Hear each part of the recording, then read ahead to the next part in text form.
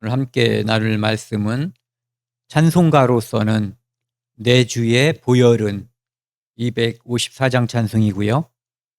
말씀으로는 이 254장 찬송가를 작사하고 작곡하신 분이 그 본문 말씀을 여기에서 골랐어요. 요한일서 1장 7절 말씀. 같이 읽겠습니다. 그가 빛 가운데 계신 것 같이 우리도 빛 가운데 행하면 우리가 서로 사귐이 있고 그 아들 예수의 피가 우리를 모든 죄에서 깨끗하게 하실 것이요. 함께 기도하시겠습니다. 하나님 아버지 감사합니다. 우리의 모든 죄를 십자가의 보혈로 깨끗하게 해주신 것을 감사드립니다. 오늘 주님의 말씀, 특별히 찬송가 254장을 중심으로 속죄함과 하나님의 은혜에 대해서 함께 나누려고 합니다. 이 시간 함께 해주셔서 우리 마음을 감동시켜 주시고 우리 마음속에 처음 구원받았을 때와 같은 깨끗한 마음과 기쁜 마음으로 하나님을 더욱 섬기는 그런 계기가 될 수 있도록 도와주십시오. 이 말씀 모두 주님께 의탁합니다. 함께하여 주시고 인도하여 주옵소서. 우리를 구원해 주신 예수 그리스도 이름으로 감사하며 기도드렸습니다. 아멘. 밑에 있는 것처럼요. 오늘 찬송가는 254장 내 주의 보혈은입니다.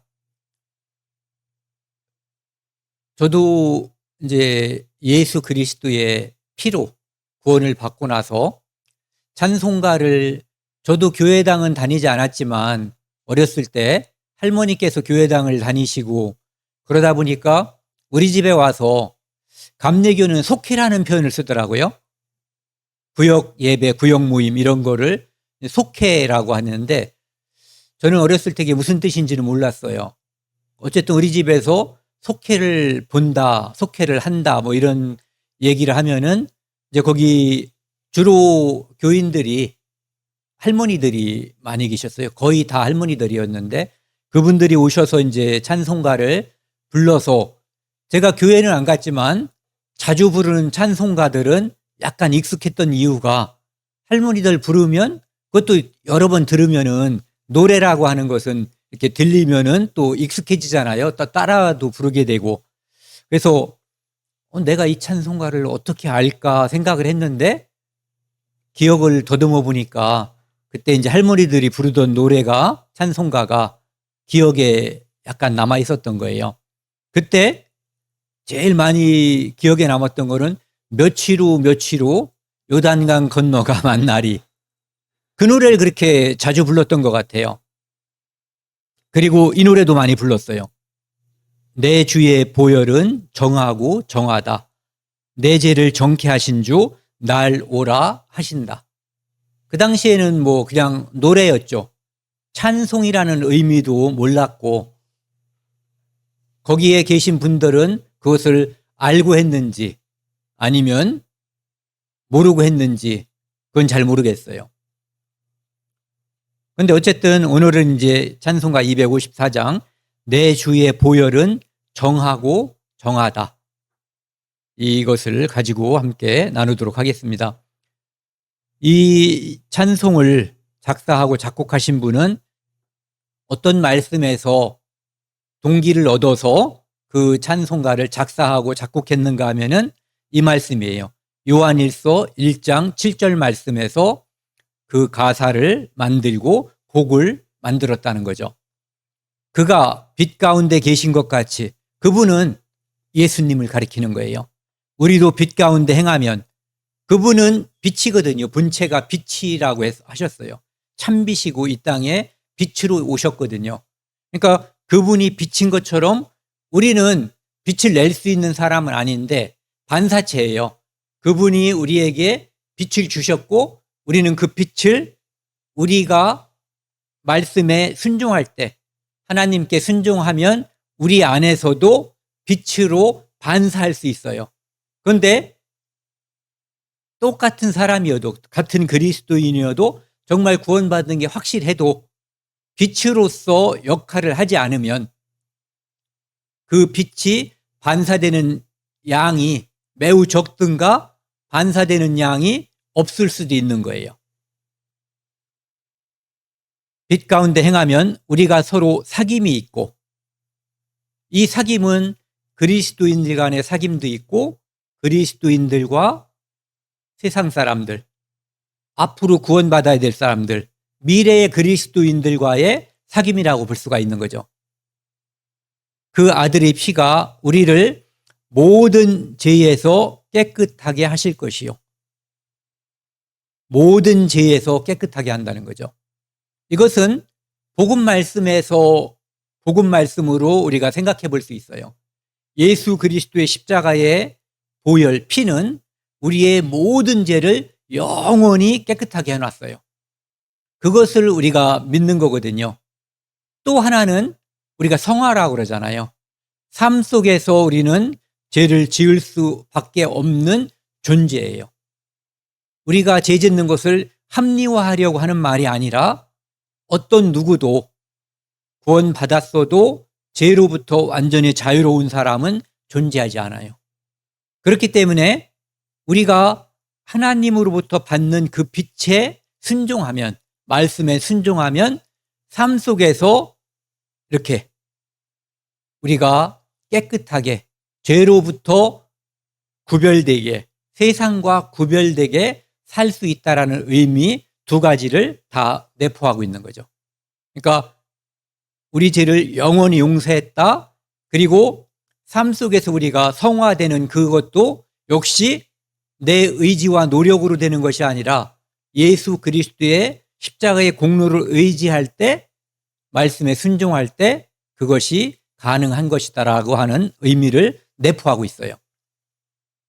그리고 요한일서 3장 5절에 보시면은요, 그가 예수님이 우리 죄를 없애려고 나타내신 것을 너희가 아나니 그에게는 죄가 없느니라. 예수님은 죄가 없으신 분이에요. 죄가 없으신 분이기 때문에 그분의 피는 깨끗한 거죠. 즉 그분의 피가 죄가 없다는 뜻이에요. 그렇기 때문에 그분은 세상 죄를 지고 가는 하나님의 어린 양, 대속 제물이 될 수 있었던 거예요. 대속 제물의 조건은 두 가지예요. 죄가 없어야 된다, 사람이어야지 된다. 그러니까 합치면 죄 없는 사람이어야지 된다. 그런데 이 땅에 아담의 후손으로 온 모든 사람은 죄인이에요. 그렇기 때문에 대속 제물이 될 수가 없죠. 자기 자신이 내가 우리 가족의 죄를 대신하고 하나님 죽겠습니다. 저를 죽이고 우리 가족을 용서해 주세요.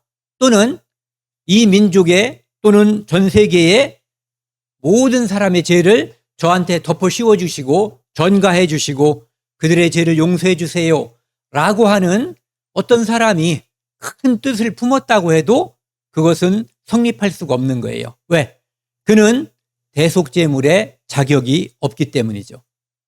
대속제물이 될 수 있는 자격은 하나님의 아들, 죄가 없는 분이어야만 가능한 거예요.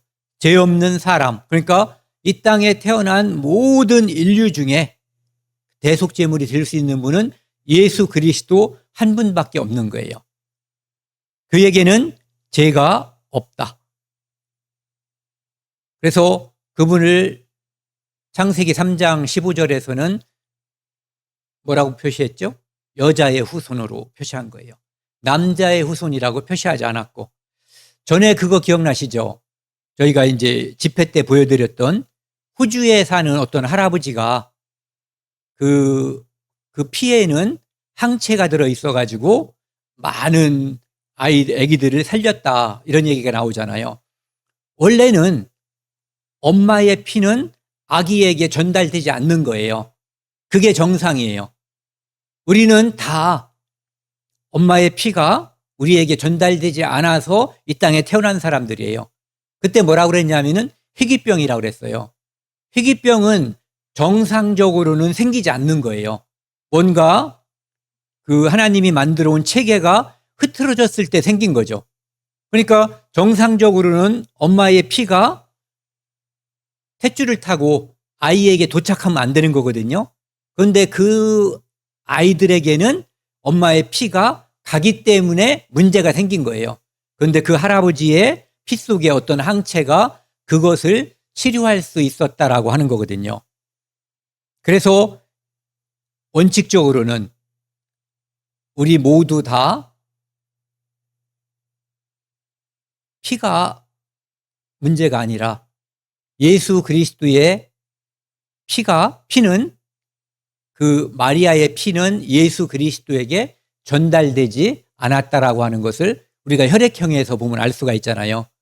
일테면은 아버지가 A형이고 엄마가 B형이에요. 그런데 아기는 A형이 태어날 수 있죠. 그러면은 피가 만약에 엄마의 피가 아기에게 간다면 A형 피가 B형에게 가는 거니까 응고돼서 아이가 죽어야 되는 거예요. 그런데 이 아이가 태어날 수 있는 것은 피가 가지 않는다라고 하는 분명한 증거가 되는 거죠. 그래서 그분은 동정녀 마리아를 통해서 이 땅에 태어나신 죄 없으신 그리스도라고 하는 것을 우리가 알 수가 있어요. 그리고 빌라도도 3번이나 예수를 죽이지 못해서 안달이 난 그 사람들에게 3번 공개적으로 그는 죄가 없다라고 하는 것을 분명하게 밝혔어요. 그래서 그분의 피는, 내 주의 피는, 보배로운 피는 깨끗하고 깨끗한 거예요. 그러니까 죄가 없으신 피다라고 하는 것을 우리가 알 수가 있는 거죠. 그래서 그분은 십자가에 달려서 인류의 죄를 다 용서할 수 있었던 거예요. 그러니까 십자가라고 하는 것은 그분이 죄가 없다라고 하는 것이 전제가 돼야지 되는 거예요. 하나님이 세상을 이처럼 사랑하사 독생자를 주셨으니 그 독생자가 죄가 없으신 분, 그분의 피는 정하고 정한 피였다라고 하는 거. 그래서 우리 죄를 다 담당할 수 있는 대속제물이었다고 하는 것을 우리가 생각해 볼 수 있는 거죠. 그래서 우리가 십자가를 바라볼 때 양쪽에 달려있는 강도들을 바라볼 때 이 강도 중에 회개하고 구원받은 강도가 나의 모습이다 라고 하는 거. 그리고 예수님이 십자가에 달린 것은 바로 내 죄 때문에 원래는 그분은 십자가에 달릴 이유가 없는 분이에요. 죽을 이유도 없는 분이에요. 하나님이시기 때문에. 그런데 내 죄를 대신 용서하기 위해서 십자가에 달렸다고 하는 것을 생각을 해야지 되는 거죠. 여기 보시면은 요한일서 1장 7절 말씀을 계기로 해서 이 찬송가 가사를 쓰고 작곡을 했다는 것을 알 수가 있어요. 그래서 가사를 이제 쭉 보시면은 한번 전체적으로 한번 읽어보고요. 그 다음 나가겠습니다. 내 주의 보혈은 정하고 정하다. 내 죄를 정케 하신 주 날 오라 하신다. 약해고 추해도 주께로 나오면 힘주시고 내 추함을 곧 씻어 주시네. 날 오라 하심은 온전한 믿음과 또 사랑함과 평안함 다 주려 함이라. 큰 죄인 복받아 살 길을 얻었네. 한없이 넓고 큰 은혜 베풀어 주소서. 그 피가 마음속에 큰 증거 됩니다. 내 기도 소리 들으사 더 허락하소서. 내가 주께로 지금 가오니 십자가의 보혈로 날 씻어 주소서. 아멘. 내 주의 보혈은 정하고 정하다. 여기 보면은 베드로전서 1장 19절 말씀에 오직 흠없고 점없는 어린 양 같은, 이건 어떤 걸 뜻하는 거예요? 예전에 하나님께 드리는 제물은 흠없고 점없는 그 제물을 드렸어요. 특별히 이제 우리가 유월절 양에서도 보면은 흠이 있는지를 관찰하게 돼 있잖아요. 그렇게 세상 죄를 지고 가는 하나님의 어린 양이신 예수님은 이거 여기 있는 것처럼 흠없고 점없는, 동물로 따지면 별점이 없는 깨끗한 사람으로 이 땅에 오신 예수님께서는 거룩하신 분, 죄가 없으신 분이라고 하는 것을 표시하고 있는 거예요. 어린 양 같은 그리스도의 보배로운 피로 된 것이니라. 그래서 그 고린도전서 5장 7절에도 보면은 유월절 양, 우리의 그리스도께서 희생되셨느니라 이렇게 이야기하고 있죠. 유월절 양이 우리 그리스도인 거예요. 그러니까 예전에 그때 희생되었던 그 양은 미래에 예수님께서 십자가에서 못 박혀서, 그때는 그 어린 양은 한 가족의 장자를 대신해서 죽었지만 예수님께서는 인류를 대신해서 죽으실 것을 미리 보여준 거죠. 그래서 그 피를 믿는 자에게는 이렇게 넘고 넘어간다, 심판이 넘고 넘어가는 유월절을 보여주신 거예요. 그러니까 우리가 예수 그리스도를 믿을 때 우리는 그날이 바로 나의 유월절이 되는 거예요. 하나님께서 죄인을 심판하기로 정하셨잖아요. 그런데 예수 그리스도의 십자가의 피를 온전히 믿는 사람은 그날 믿는 날, 그 순간에 유월절이 이루어지는 거죠. 또 골로새서 1장 20절 보면은요, 그의 십자가의 피로 화평을 이루사, 하나님과 사람 사이에 불화가 있었잖아요. 이 불화의 원인은 뭐냐면은 죄 때문에. 그 죄의 원인은 말씀에 순종하지 않은 거죠. 그 내용은 선악과를 먹지 말라고 한 선악과를 먹어버린 거예요. 즉 하나님의 권위를 무시해버린 거예요. 하나님의 명령을, 하나님의 존재를 무시한 거예요. 그러니까 그 당시에는 먹지 말라고 하셨고 지금은 먹으라고 하시는 거예요. 그런데 사람들은 청개구리 같죠. 먹지 말라고 할 때는 먹고, 먹으라, 나는 하늘에서 내려온 만나다, 하늘에서 내려온 산떡이다, 하늘에서 내려온 또 생명의 떡이다. 그러니까 나를 먹는 자는 영원히 살 것이다, 영생할 것이다. 한 가지만 안 하면 됐어요, 예전에는. 그런데 그걸 해버렸죠. 지금은 한 가지만 하면 되는데 그걸 안 하는 거예요. 그러니까 하나님이 우리에게 주시는 계명이라고 하는 것은 쉬워요.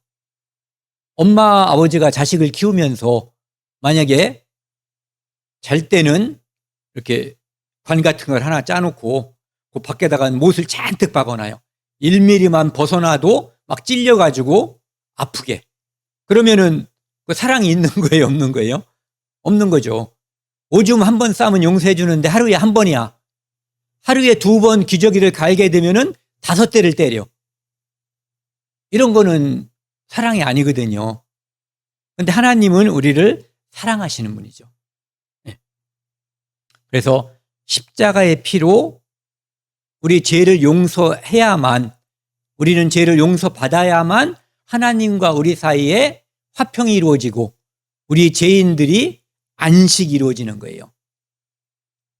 안식일, 안식년, 희년, 이것은 모두 다 예수님이라고 하는 그 대속자, 중보자께서 이 땅에 오셔서 우리 죄를 다 용서하고 그것이 우리 마음에 믿어질 때 우리 안에 안식이 이루어지고 안식년, 희년이 영원히 이루어질 것을 그림자로서, 예전에 절기로서 보여주신 거죠. 2절을 보시면요, 아니 1절 뒷부분이요, 내 죄를 정케 하신 주 날 오라 하신다.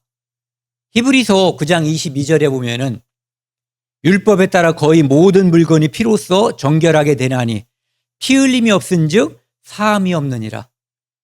어떤 성막이나 이런 데서 쓰는 기물들도 피를 칠함으로써 어떤 것은 물로 삶고 어떤 것은 불을 통과함으로써 정결하게 했단 말이에요.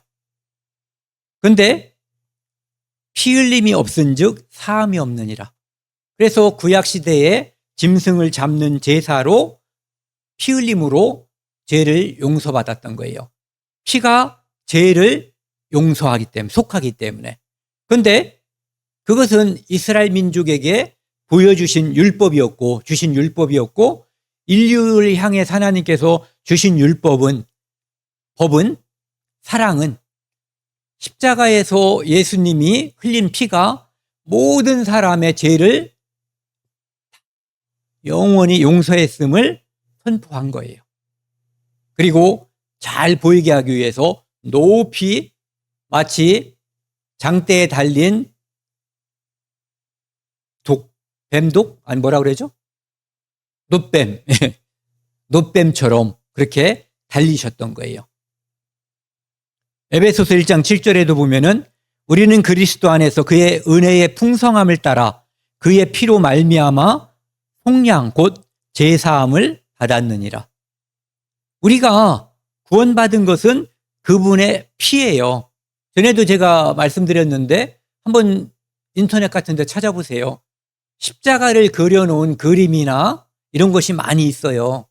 그런데 피까지 함께 그린 그런 그림은 거의 없어요. 그냥 믿음 있는 개인이 그려서 올린 것은 피도 있어요. 그런데 뭐 그림을 팔아먹으려고 했다든지 뭐 이렇게 다중이 보게끔 하기 위해서 이렇게 그려놓은 그런 그림들에는 피 없는 십자가, 피 없는 예수 그리스도, 그것은 우리의 죄를 용서할 수 없는 거예요. 십자가의 피가 우리 죄를 용서하는 거예요. 그것이 하나님의 법이에요. 그 피로 말미암아 속량 곧 제사함을 받았다. 우리 죄를 용서하기 위해서 피 흘린 것이 아니라 피 흘리심으로 이미 용서를 다 끝내놓으신 거예요. 어음을 주신 것이 아니라 이미 현금을 지불하신 거죠. 예. 그래서 하나님은 우리를 부르시는 거예요. 초청하는 거예요. 수고하고 무거운 죄짐진 자들아. 수고하고 무거운 짐진 자들아. 죄짐이라고 보면 돼요. 다 내게로 오라. 내가 너희를 십자가의 피로 죄로부터 자유롭게 하리라. 영원히 안식하게 하리라. 쉬게 하리라. 이게 하나님이 우리를 초청하는 이유예요. 인자가 온 것은 잃어버린 자를 찾아서 구원하기 위해서 이 땅에 오신 거예요. 인자가 온 것은 섬김을 받으려 오신 것이 아니라 섬기려 하고 자기 목숨을 대속제물로 주기 위한 거였어요. 육체의 생명은 피에 있으므로 피가 죄를 속하는 거예요. 피가 없는 제사함, 피가 없는 영생은 존재하지 않는 거예요. 그것은 복음이 아니에요. 피예요. 피. 예수 그리스도의 피. 그래서 찬송가를 우리가 2번 했잖아요. 이번이 3번째인데 집에 가서 한번 찾아보세요. 다 피예요. 그래서 어떤 분이 그런 말 했대잖아요. 이 성경을 누가 이렇게 짜면은 구약에서는 짐승의 피가 흐르고 신약에서는 예수님의 피가 흐르는 것이라고. 2절입니다. 약하고 추해도 주께로 나가면, 우리는 죄인이잖아요. 죄인이었잖아요. 그러니까 약하고 추한 존재, 악한 존재였단 말이에요. 그런데 약하고 추한 존재는 거룩에 이를 수가 없는 거예요. 우리가 그분께 막 기어갈 수가 없어요. 그분이 우리를 용서하기 위해서 그분이 우리에게 와주신 거예요. 하나님께서 구하시는 제사는 상한 심령이에요. 그 2사람, 성전에서 기도한 2사람, 바리새인, 교만한 마음으로 자기를 자랑했죠. 심지어 옆에 있는 세리, 세금 도둑놈을 정죄했어요. 나는 죄와 같지 않다고. 즉 그는 나쁜 놈이고 자기는 의로운 사람이라고 그는 생각한 거예요. 그런데 예수님은 죄인을 부르러 오셨어요. 죄인을. 네. 그래서 상한 심령이 된 사람이어야만 율법을 지키려고 온갖 애를 쓰다가 나는 할 수 없는 자라는 거, 나는 불가능하다는 것을 알고 그때 필요한 것이 그리스도예요. 대속죄물 중보자가 그때 필요한 거예요. 하나님이여 상하고 통회하는 마음을 주께서 멸시하지 아니하시리이다. 최대한 노력하고 애써서 내가 죽게 됐습니다. 저는 율법을 다 지키지 못한 완전한 죄인입니다. 저를 용서해 주세요. 그때 은혜가 임하는 거예요. 주께서 멸시하지 아니하시리이다.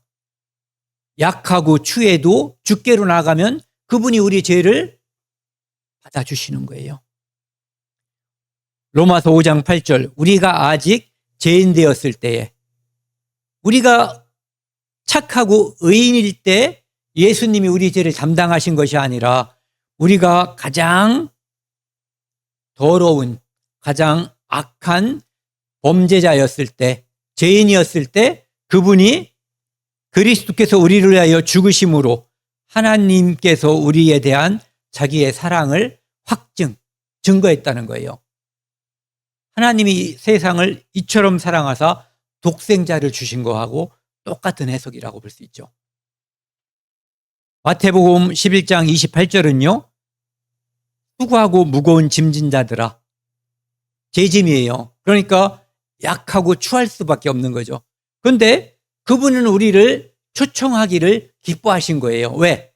그분은 죄인을 구원하러 오셨잖아요. 예수란 뜻 자체가 자기 백성을 그들의 죄에서 구원할 자. 그러니까 그분은 죄인을 구원하기 위해서 오신 거예요. 그리고 그분은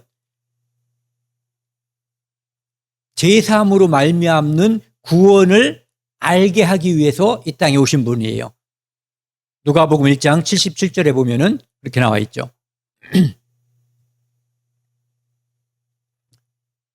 2절이요. 힘주시고 내 추함을 곧 씻어 주시네. 이거 우리가 살면서 매일매일 경험하는 거예요. 우리가 약해요. 약할 뿐만 아니라 어떤 때는 자기 자신에게 저주를 안 해보신 분이 아마 없을 거예요. 아이, 더러운 놈, 나쁜 놈이구나. 네. 왜?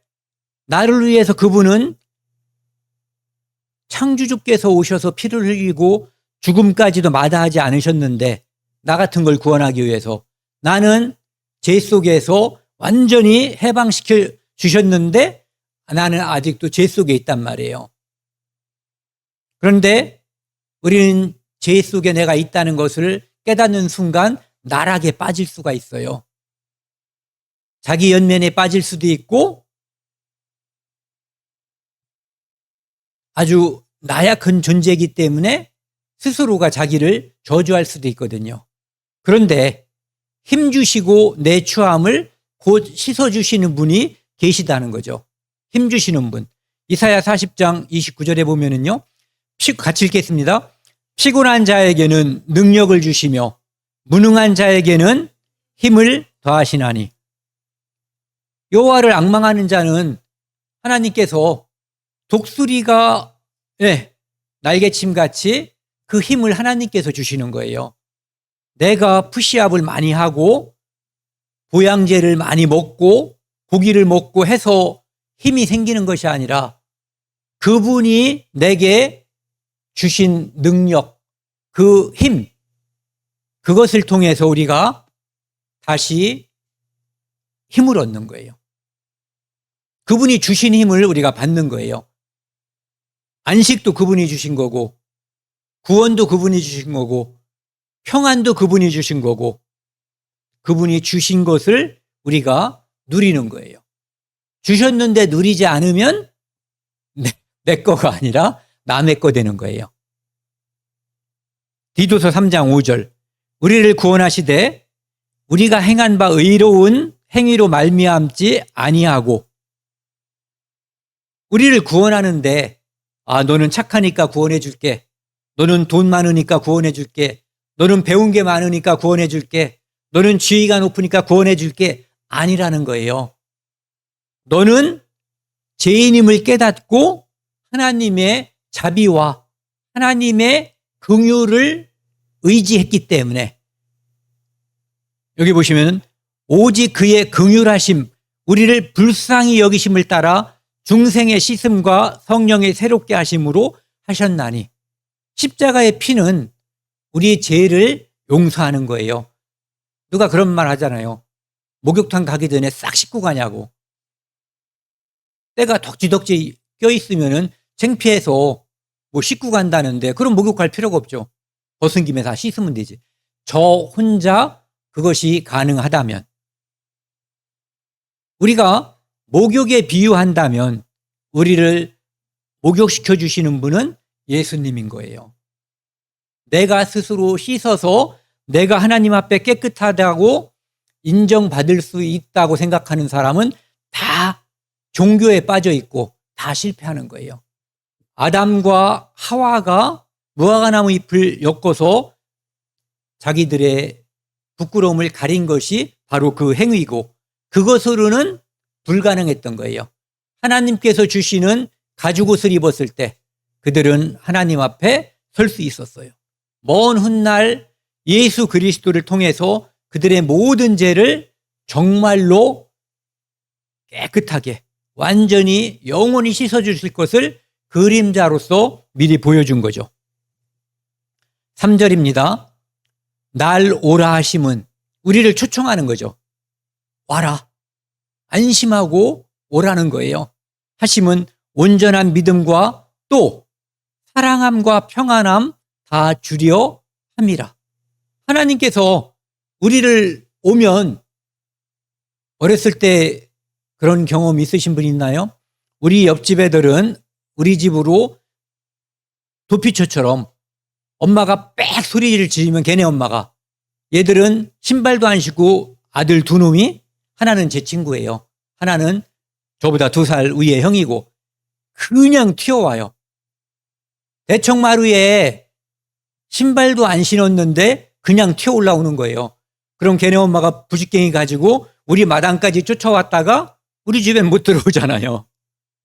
그렇게 한단 말이에요. 우리 집에까지 도망오면 더 이상 이 희초리의 효력이 미치지 못하는 거예요. 예수께 피하면, 그분께 피하면 모든 심판이 무효되는 거예요. 날 오라 하심은 온전한 믿음과, 온전한 믿음은 제사함으로 말미암는 거예요. 제사함, 피로 말미암는 제사함인데 피 없는 구원, 제사함 없는 구원은 거짓말이에요. 예수 믿는다고 하는 것이 피와 제사함을 빼놓으면 그것은 믿음도 아니고 구원도 아닌 거예요. 그래서 십자가는 반드시 피로 범벅이 되어야지 되는 거예요. 그 피가 우리를 구원한 거예요. 하나님이 세상을 이처럼 사랑하사 독생자를 줄 만큼 사랑한 거예요. 이는 그를 믿는 자마다 누구든지, 유대인이든 한국 사람이든 남자든 여자든 죄를 많이 지은 사람이든 적게 지으려고 노력한 사람이든 배운 사람이든 안 배운 사람, 부자든 아니든 늙은이든 젊은이든 관계없이 그를 믿는 자는 누구든지 예의가 없는 거예요. 멸망하지 않고 영생을 얻게 하려 하심이라. 영생을 주려 하심이라. 그러기 위해서 독생자를 주신 거예요. 이 땅에 예수 그리스도를 보낸 이유는 우리로 하여금 구원을 얻게 하려고. 13장 34절입니다. 새 계명을 주노니 서로 사랑하라. 옛 계명은 가장 중심이 되는 게 10가지였어요. 하나님께 대한 계명 4가지, 사람과의 계명 6가지. 그런데 그 계명 중에서 그 계명을 요약하면 하나님을 사랑하라. 두 번째는 사람을, 내 이웃을 사랑하라 이거죠. 그런데 사랑은 받아야 줄 수 있는 거예요. 그래서 새 계명은 생명을 얻은 사람, 제사함을 얻은 사람, 사랑을 맛본 사람, 평강과 안식을 맛본 사람들에게 명령하시는 거예요. 서로 사랑하라. 내가 너희를 사랑한 것 같이, 목숨을 준 것 같이 너희도 그만큼 사랑하라. 준 것을 누리고 또 다른 사람들에게 펼쳐라. 이런 얘기예요. 14장 27절은요. 평안을 너희에게 끼치노니, 이 평안은 제사함이 없이는 안식이 없고 그 제사함이 없이는 평안함이 없는 거예요. 사랑을 나눌 수도 없는 거고. 그러니까 평안과 사랑의 전제 조건은 제사함이에요. 제사함의 전제 조건은 피 흘림이고, 피 흘림의 전제 조건은 죄 없으신 하나님, 죄 없으신 그리스도께서 피를 흘린 거예요. 그분은 이미 흘려주셨고 우리는 그것을 믿는 거예요. 아, 내 죄에 의해서 피 흘리셨구나. 내가 소풍 갔던 돼지 중에 하나였구나. 내가 십자가에 달려서 예수님을 저주하다가 돌이킨 강도였구나 라고 하는 것을 성경 말씀을 통해서 깨닫게 되는 거죠. 평안을 너희에게 끼치노니 곧 나의 평안을 너희에게 주노라. 이 평안은 세상이 주는 것과 같지 않은 거예요. 목마른 사람에게는 물을 주면 잠시 평안이 오죠. 빚 때문에 독촉을 받고 고통을 받았는데 누군가가 빚을 갚아주면 잠시 평안이 올 수 있어요. 시험만 끝나도 애들이 평안을 누리잖아요. 그런데 그것은 잠시 평안이에요. 영원한 평안, 영원한 안식은 제사함을 통해서만 오는 거예요. 4절, 큰 죄인 복받아 살 길을 얻었네. 바울은 자기 자신을 죄인 중에 괴수라고 했어요. 괴수. 괴수는 요즘 말로 우두머리, 네, 수개, 내란 수개, 반란 수개, 우두머리. 네, 거기 쓰는 말이 큰 죄인, 내가 괴수다, 수개다, 우두머리다 이런 얘기예요. 그러니까 죄인 중에서 나보다 더 나쁜 놈, 나보다 더 큰 죄인은 없다는 거예요. 그것은 무슨 뜻이에요? 내가 가장 큰 은혜를 받았다는 거죠. 바울만 그런 은혜를 받았나요? 우리도 수개예요. 우두머리. 네. 큰 죄인 복받아 살 길을 얻었네. 내가 곧 길이요 진리요 생명이라고 하는 예수 그리스도를 통해서 그 피를 믿음으로 내가 죄인이 의인됐고 은혜로 제사함을 받았고 살 길, 멸망의 길에서 생명의 길로, 영멸의 길에서 영생의 길로 돌아선 거예요. 언제? 그 피가 내 마음속에 믿어질 때.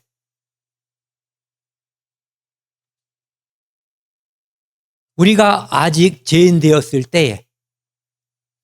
언제예요? 각자 그리스도의 복음을 믿기 직전을 말하는 거죠. 태어나서 믿어지기 전까지의 모든 인생이 여기에 해당되는 거예요. 아직 죄인 되었을 때. 그런데 내가 그것을 몰랐는데 내가 태어나기도 전에 내가 그것을 알기도 전에 믿기도 전에 예수님은 내 죄를 위해서 이미 2000년 전에 십자가에서 내 죄를 다 처리해버린 거예요. 내가 빚을 졌어요. 얼마나? 갚을 수 없는 100억의 빚을 졌어요. 100억. 저는 그것을 제가 1원도 안 쓰고 저축을 해도 갚을 수 없는 빚인데, 그래서 그것 때문에 늘 마음속에 고통이 있었단 말이에요. 예를 드는 거예요. 불쌍하게 여기지 마시고. 그런데 우리 아버지가 그것을 어떻게 아셨는지 그 빚을 다 갚아주신 거예요. 그러면은 빚 갚았다는 것을 언제 알았어요? 오늘 알았어요. 빚은 이때 졌는데 아버지가 빚을 갚아주신 것은, 예를 들어서 우리 아버지가 돌아가신 지가 벌써 2007년이니까 그 전에 갚아주셨을 거 아니에요. 그런데 그 빚 갚았다는 걸 오늘 알았단 말이에요. 그럼 저는 오늘 기쁨이 오는 거예요. 오늘 안식이 오는 거예요. 오늘 평화가 오는 거예요. 그것처럼 예수님은 2000년 전에 우리 빚을, 제 빚을 다 갚아주신 거예요. 제 값을. 그런데 그걸 아는 오늘, 어떤 사람은 10년 전에, 어떤 사람은 20년, 30년 전에, 어떤 사람은 내일 또는 모레, 내년에, 후년에 그것을 알고 이렇게 만세 부르는 거죠. 아직 죄인되었을 때 그리스도께서 우리를 위하여 죽으심으로 하나님께서 우리에 대한 자기의 사랑을 확증하셨느니라. 어떻게? 십자가에서 피 흘려서 내가 너를 죽기까지 사랑한다라고 하는 증거를 주신 거예요. 그래서 애들이 빗나가면 내가 너를 정말 사랑한다는 것을 보여주라는 거죠. 패지 말고. 요한복음 14장 16절, 6절입니다. 16절이 아니고 같이 읽겠습니다. 예수께서 이르시되 내가 곧 길이요 진리요 생명이니 나로 말미암지 않고는 아버지께로 올 자가 없느니라. 나로, 예수님을 통해서만 죄 없는 하나님께, 하나님 나라에 갈 수가 있어요. 그분이 십자가에서 우리 죄를 용서했거든요. 그분의 의가 우리에게 왔고 우리의 죄가 그분에게 갔어요. 우리 죄가 그분에게 전가된 거예요. 그분의 의가 우리에게 전가된 거고요. 그래서 우리가 의인이 된 거예요. 그분은 이제 죄인이 됐기 때문에 그곳에 십자가에서 심판을 받으신 거예요. 왜? 누구 죄 때문에? 내 죄 때문에 심판받으신 거죠. 그래서 그분은 길을 내줬어요. 어디로? 천국 가는 길. 이 땅에서 옳은 길, 진리의 길을 내주셨고 영생으로 이르는 길을 그분이 내주신 거예요. 여기 그림을 보시면은요, 이렇게 하와가 선악을 알게 하는 나무의 실과를 먹고 남편에게도 줘서 그 남편도 먹음으로써 인간은 죄인이 됐어요. 그래서 에덴 동산에서 쫓겨난 거죠. 두루 도는 불칼, 화염검을 여기에 설치해 놓은 거예요. 몰래 가서 먹으면, 죄인이 영생하면 큰일이잖아요. 그래서 예수 그리스도께서 그들의 죄를 용서한 것을 믿고 영생으로 올 수 있게끔, 예수님께서 화염검에 맞아 죽으심으로 그 화염검이 우리에게 미치지 않게끔, 화염검의 심판이 우리에게 미치지 않게끔 하기 위해서 십자가의 도를, 십자가의 피를 믿고 우리는 생명나무에 도달할 수 있는 거예요. 이것은 화염검을 만들게 된 계기가 된 거고, 밑에 이것은 화염검을 제거하게 된 계기가 된 거죠.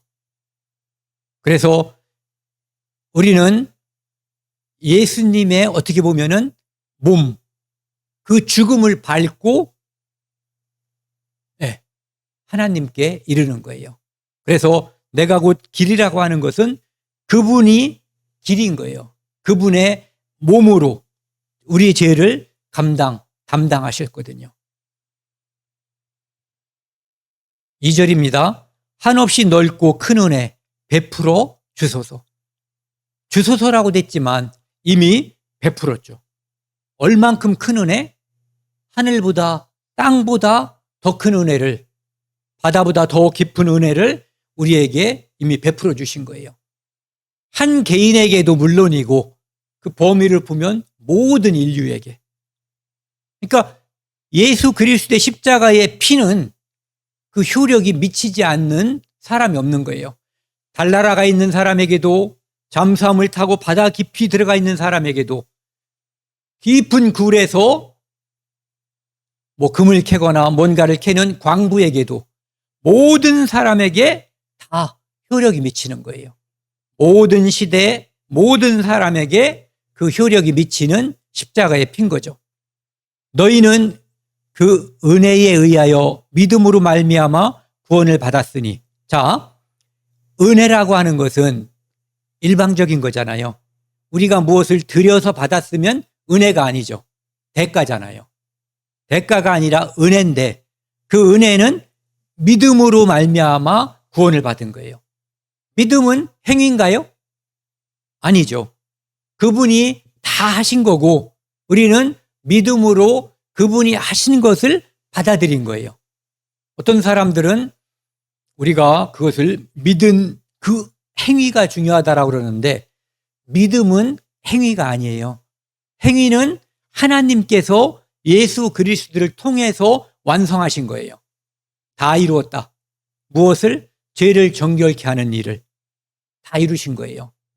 우리는 그 일을, 그 사역을 믿음으로 구원받는 거예요.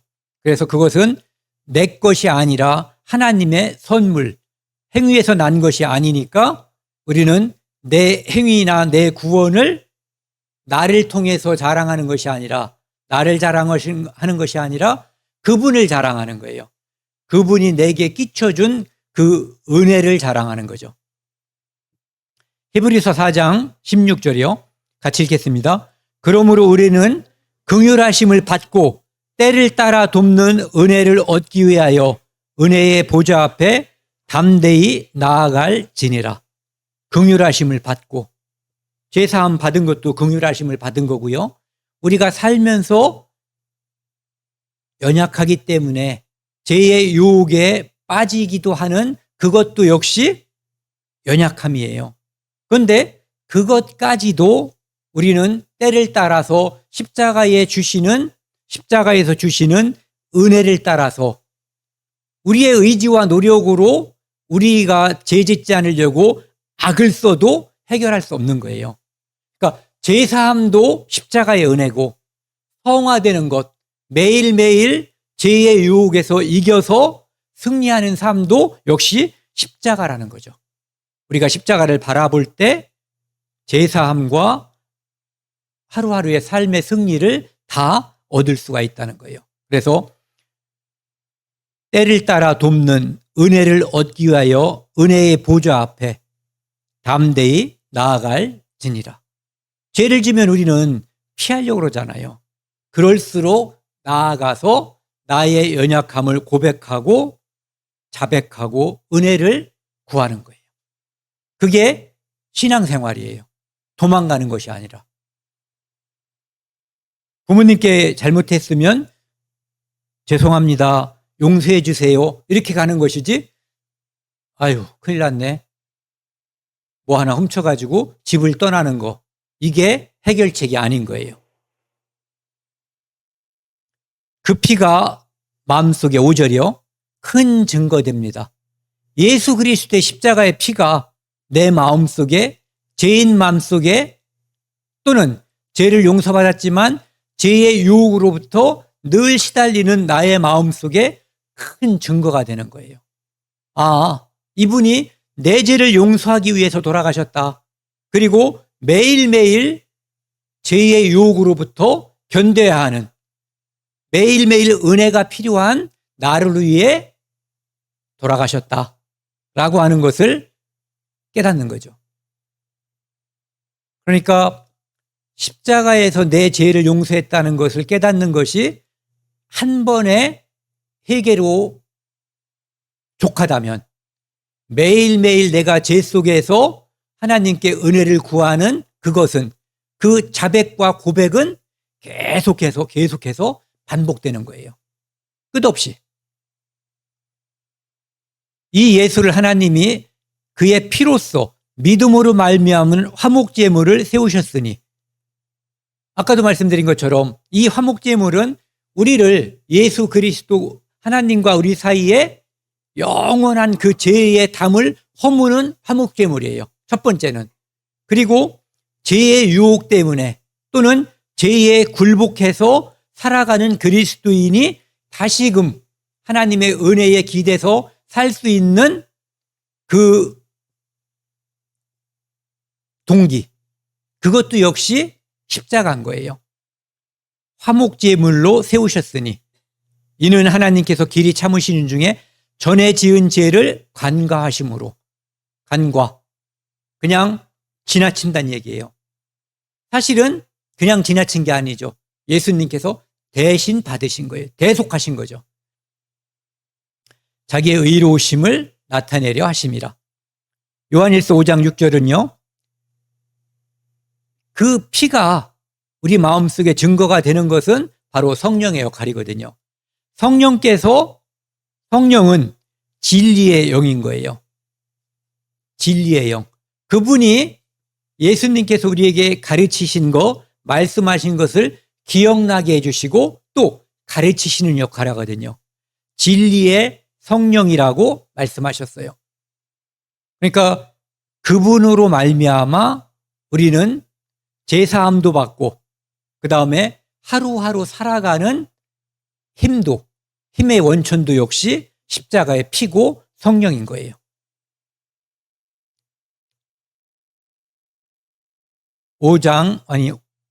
5절 뒷부분입니다. 내 기도 소리 들으사 다 허락하소서. 우리는 하나님께 기도해야만 살 수 있는 존재예요. 그분의 도우심이 제사함으로 끝이 아니라 이제는 그전에는 하나님과 죄인 사이였잖아요. 그런데 이것이 예수 그리스도의 십자가로 인해서 화평하게 된 거예요. 이제는 아버지와 아들이 됐거든요. 이제는 교제가 서로 통하는 사이가 된 거예요.